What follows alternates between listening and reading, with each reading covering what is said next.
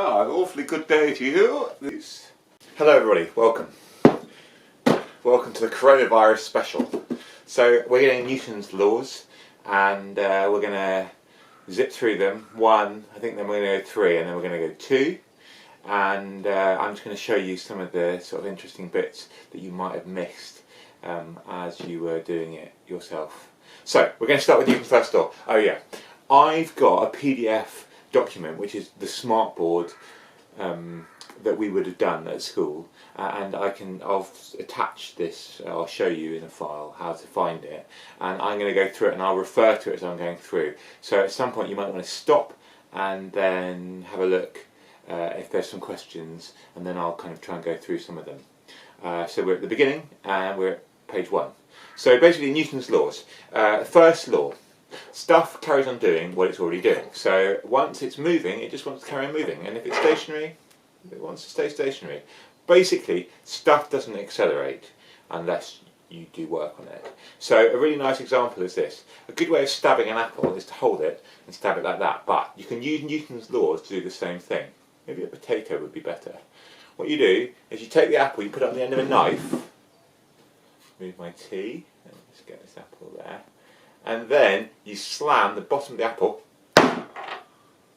sort of worked, it works better that way, on the table. And the point is the apple carries on going because it doesn't want to decelerate. So we sometimes call that inertia. Inertia is Greek or Latin, and it means laziness. And in fact, so you can roughly see that what this is saying is that stuff is lazy. It doesn't want to change. It doesn't want to accelerate. Another really nice example of laziness or the inertia is if you get any object. A coin works quite well, but I couldn't find one, so I've got a dice. And you cut out a bit of card, then you flip. Ah!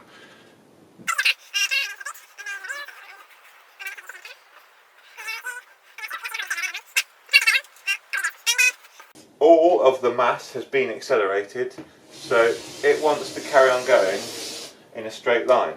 So what we're going to do is take all of the matter, all of your blood, say, as being this point here, and that has been accelerated and it wants to carry on going in this direction. It doesn't want to have its velocity changed, so it will just carry on going like that. Now as the car drops down, can you see that the blood would carry on going this way, and so effectively it ends up all in your head? That's actually a bit of a problem for pilots when they pull on their gear stick too quickly. What's remarkable is that actually Nando's Peri Peri barbecue smoky bacon sauce actually is the same example of going over a hill and having a red out or black out, depending on which way the hill's going.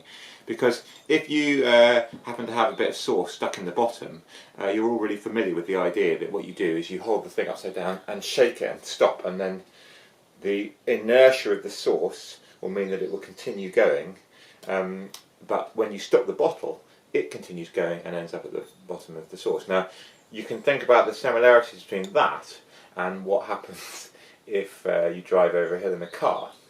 What is the source? It would be your blood, and this effectively is your body in a car. Anyway, see if you can make sense of that. Page 4. Now, every action has an equal and opposite reaction. Everyone says that loads, but actually there's a little bit more to it. Now, my version of it is that if you smile at people, oh gosh, they smile back. That's a bit of a corruption of the law, but I do actually think it's true. Ask me later on about how you deal with people who don't smile. I have a technique for them, but let's get on to Newton's third law. So, the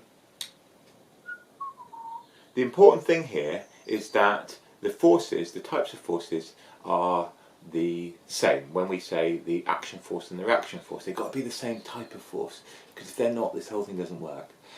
Before we get into the details of that, let's just see it in action. Here's a hot rod, and if I press this, it'll say, "Let's burn some rubber and hot rod hot."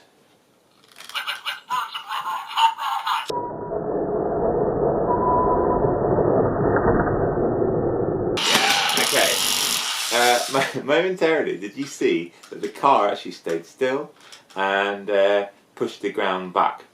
And so what that kind of shows us is that with a car, or with you running, as you start running forward, if you accelerate forward, you apply a force on the earth pushing it backwards, and it must apply a force on you pushing you forward. That's a kind of weird idea.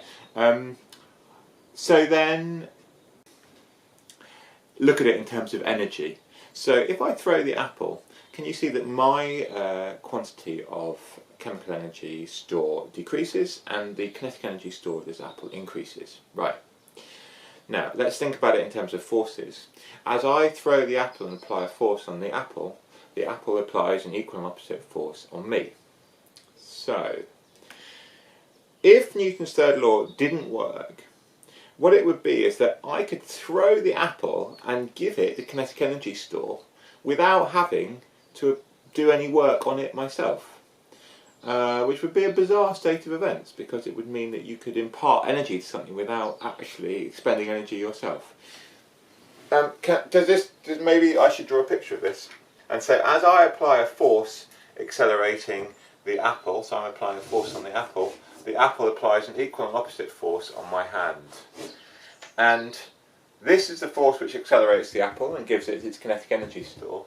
And this is the work that I have to do on the apple to accelerate it. And so you can see, if Newton's third law didn't exist, basically I'd be able to fire that apple without expending any energy myself.